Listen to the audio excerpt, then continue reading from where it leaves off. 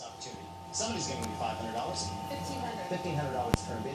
The National Weather Service has issued Tornado Watch number 200, effective until 4 a.m. Sunday.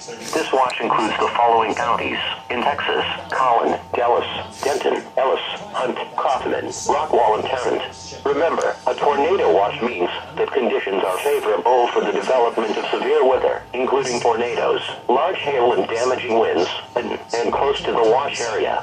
While severe weather may not be imminent, persons should remain alert for rapidly changing weather conditions and listen for later statements and possible warnings.